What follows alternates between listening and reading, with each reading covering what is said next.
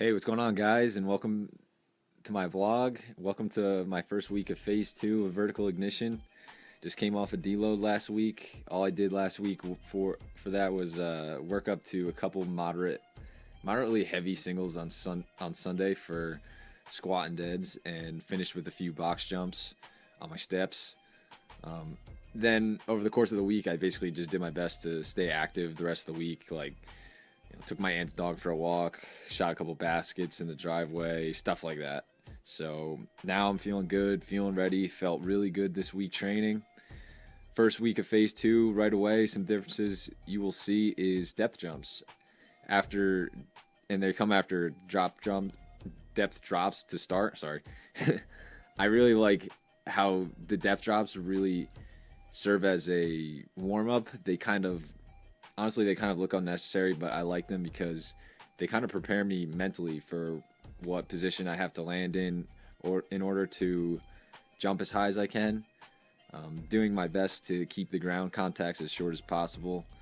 The research tells us step jumps are best effective when you keep the ground contact time to under 0.4 seconds and between 0.4 and 0.2 seconds.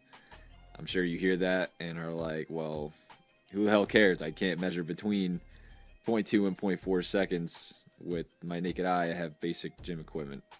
Like, what do you think this is? The NFL Combine? Obviously, no one has lasers unless you go to a serious training facility like that. So if you don't, what you could do instead is do these next to a high object that you can like touch overhead or something. Honestly, this method isn't limited to anything. I know a good way is to do them next to a wall and put chalk on your hands, so when you jump up and touch the wall, you can see how high you're getting from where the chalk is. You could also do it with post-it notes and jump up and stick them to the wall, although I'm not sure how great they'll stick. A little disclaimer there. I mean, my advice is to stay creative. I saw a kid do them under a tree that it had like a branch hanging really low, so he would drop off like a ledge and jump up and touch the leaves on the tree. I mean, the depth jump should probably not be as high as a normal jump, but I feel as though if it isn't somewhat comparable in height to a normal jump, then odds are you're spending longer than 0.4 seconds on the ground during the transition. If this happens to you, I would go ahead and lower the box or bench by a few inches and work from there.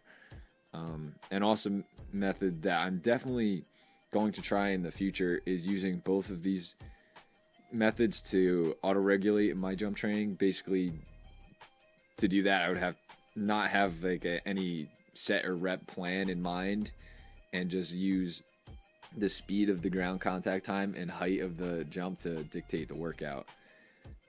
At first, you might think that's confusing, but ultimately the ground contact time would dictate the height of the bench, and when there's a drop off in jump height, then the workout would just be cut, or I'd switch exercises. I'd also probably have to use a fatigue percent on the jump height, or for example, say if there was a drop off of a few centimeters off my average jump, or I don't have the details figured out yet, but then it would be time to cut the exercise.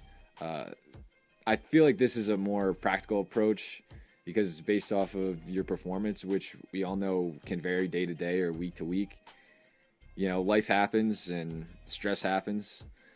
So I really think it's a good way to auto-regulate your training. If you want to hear more about that kind of method or auto-regulation, doing it that way, there's a really awesome podcast interview on Joel Smith's website with Chris Corfist. He talks about his experience with this European track coach who introduced him to the method. It's an awesome interview. I'll link it down in the description for those of you who want to check it out. As for the other things this week, I substituted 5 standing broad jumps for the triple jumps and depth jump to vertical med ball toss for the kettlebell swings. Depth jump to vertical med ball toss, all I have is a 10-pound med ball, so that's what I'm going to use when I do these. The height of the ledge is only a foot, so going to basically do these throughout phase 2. The exercise is like a staple in the program, and this week was my first time doing them, and I can see why they were fun to do and hard for me, even with 10-pound medicine ball. So, also interestingly enough, on plyo day, the program calls for a specific activity, and he gives the options of doing 10 to 20 jumps at 80% of like random takeoffs, 60-meter sprints, and low rim dunks, which is what I chose. I did about 15 total. And on the last one, I got a little ambitious and tried one dunk on the highest setting of my rim, which we measured it's 9'9" and we made some serious gains already because I could not have dunked on that 5 weeks ago. I am seriously impressed by this program so far and am happy with the progress I'm making. I'm going to get my first dunk, and I'm really confident about that now. So, anyways, I'll wrap this up, guys. Thank you for watching. If you have any questions for me, feel free to drop a comment down below or hit me up on social media. Aside from that, like the video, subscribe if you haven't already, and I'll see you in the next one. Peace.